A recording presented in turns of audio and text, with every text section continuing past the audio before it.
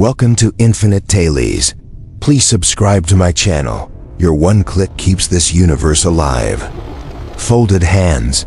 William checked his boarding pass for the third time, squinting at the faded digits on the crumpled paper. Gate 47B.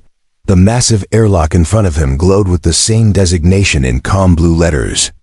With a tired shrug, he adjusted the worn duffel bag slung over his shoulder and stepped through.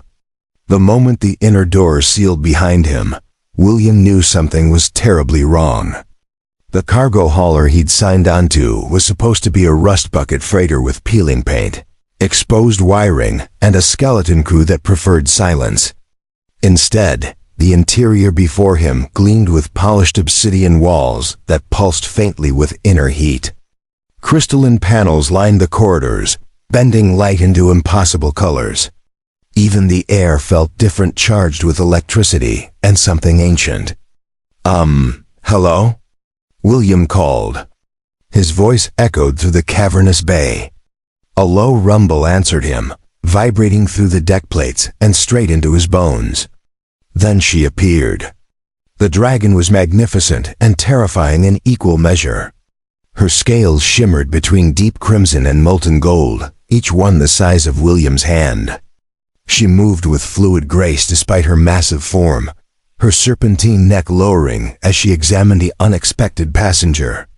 Amber eyes slitted, ancient, and razor-sharp locked onto him with startling intelligence. "A human male," she said, her voice like distant thunder wrapped in silk. "How unexpected." William's survival instincts screamed at him to run. But the airlock had already cycled shut. "I think there's been a mistake," he said quickly. "I'm supposed to be on a freight hauler." "Redemption's call. This is gate 47B, right?" 47B, yes, she replied calmly. "But this is the Emberburn, diplomatic vessel of the Drontine matriarchy." She tilted her massive head slightly. "I am Captain Daisy Ashenwing. You are trespassing on sovereign territory." "Daisy?" William blurted out before he could stop himself. Her eyes narrowed dangerously, smoke curling from her nostrils. "My mother had a fondness for human literature," she said coolly. "Do you mock me, little human?" No. "Sorry," William said quickly, raising his hands. "It's a lovely name, really. Look, this is clearly a mix-up. If you could just drop me off at the next station." "We are already underway," Daisy interrupted. "The next stop is 3 weeks away at Covenant Nexus. You will remain aboard until then." William's shoulders slumped. 3 weeks. Trapped on a dragon ship. This was not how his fresh start was supposed to begin. The first week was surreal. The Emberburn's crew consisted of 7 female dragons, each more imposing than the last. William was given small quarters near the engine room, the only area designed for humanoid proportions. What surprised him most wasn't the intimidation, but the attention. They watched him.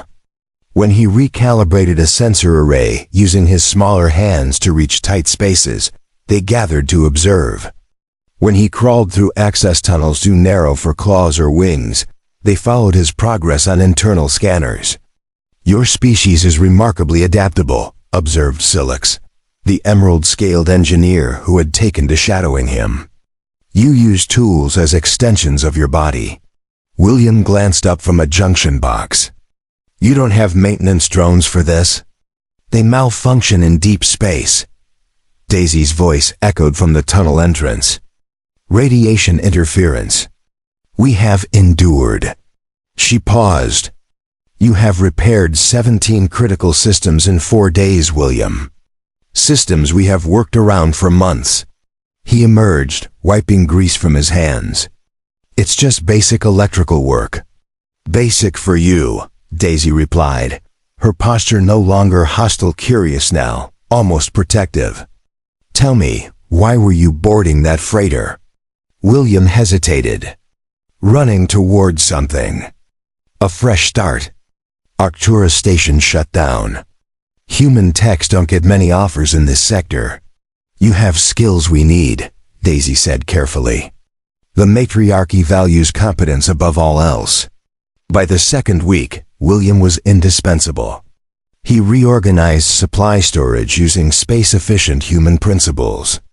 He modified their recycling systems, increasing efficiency by 40%.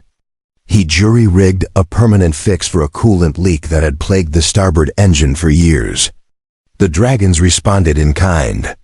They brought him elaborate meals, adjusted ship temperatures for his comfort. Silix even fabricated a custom workstation built precisely to his size. "You have made yourself quite at home," Daisy observed one evening. "Just earning my passage," William replied. "We're almost at Covenant Nexus, right?"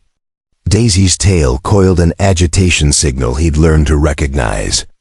"Yes, about that." A younger dragon poked her head into the bay. "Captain, the diplomatic committee requests your presence. It concerns the human." William's stomach dropped. Daisy exhaled smoke. "William, when I reported your presence, the Matriarchy Council became intrigued. Our claws are magnificent for war, but terrible for delicate work." She met his eyes. "They wish to offer you a contract. Formal employment. Training humans. Establishing maintenance protocols. And if I refuse?" "You disembark as promised," Daisy said softly. "But we would rather you stayed." William looked around the bay, the systems he'd repaired, the home he'd built without meaning to. He thought of the freighter he'd meant to board, the empty future waiting there. "Does the contract include fair pay?" he asked slowly. "And reasonable accommodations?" "The matriarchy is many things," Daisy said. "But we are not unfair." William smiled.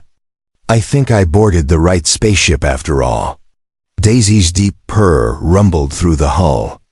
"Welcome to the Drontain Matriarchy, Engineer William."